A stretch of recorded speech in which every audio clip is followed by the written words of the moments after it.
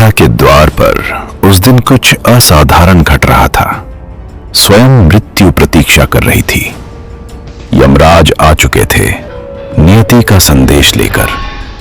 समय अपना निर्णय सुना चुका था और अब प्रभु श्री राम को देह त्याग करनी थी। राम राज्य का स्वर्णिम युग अपने अंतिम क्षणों में खड़ा था, परंतु मृत्यु अयोध्या में प्रवेश नहीं कर पा रही थी। द्वार पर कोई सेना नहीं थी, न अस्त्र न मंत्र, फिर भी मार्ग अवरुद्ध था। वहां खड़े थे हनुमान।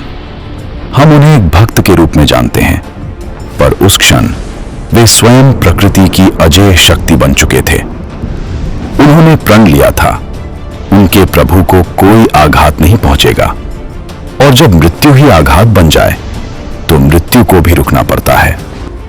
स्वयं यमराज भी ठहर गए, क्योंकि वे जानते थे यदि हनुमान ने चाहा तो उन्हें इस लोक से बाहर धकेल दिया जाएगा। समय ठहर गया था। एक ओर नियति खड़ी थी, दूसरी ओर भक्ति। प्रभु श्री राम अपने सिंहासन पर शांत बैठे थे।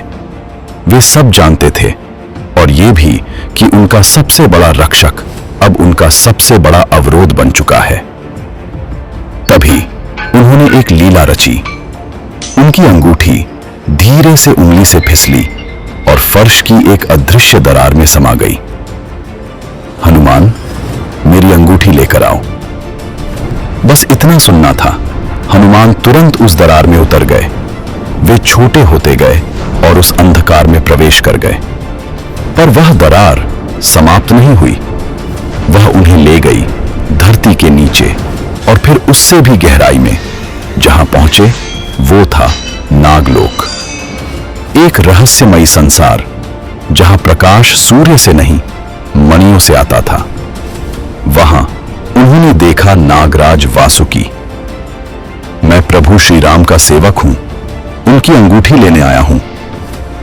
वासुकी ने मौन में संकेत किया, और हनुमान ने देखा एक स्वर्णिम पर्वत, पर वो पर्वत पत्थरों का वो बना था, असंख्य अंगूठियों से। हर अंगूठी पर अंकित था श्री राम।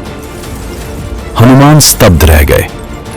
इनमें से मेरे प्रभु की अंगूठी कौन सी है? तभी वासुकी बोले, ये सभी तुम्हारे प्रभु की ही हैं। हर युग में राम जन्म लेते हैं, और हर बार वे अपनी अंगूठी गिराते हैं, और हर बार एक हनुमान उसे खोजते हुए यहां आता है। हनुमान के भीतर सब कुछ बदल गया। उन्हें समझ आ गया, यह क्षण अद्वितीय नहीं है, यह एक चक्र है जो अनंत काल से चलता आ रहा है। उन्होंने धीरे से अंगूठी छोड़ दी और लौट पड़े। जब वे वापस आए, सिंहासन खाली था। प्रभु श्री राम जा चुके थे, पर हनुमान ने शोक नहीं किया, क्योंकि अब वे समझ चुके थे वे किसी रूप की रक्षा नहीं कर रहे थे। वे केवल एक क्षण को रोकने की कोशिश कर रहे थे, और क्षण हमेशा गुजर जाते हैं। कथा समाप्त नहीं हुई है, क्योंकि समय का चक्र अब भी चल रहा है, और कहीं ब्रह्मांड की अनंत गहराइयों में एक और अयोध्या बसती है। एक और राम अपने सिंहासन पर विराजमान है।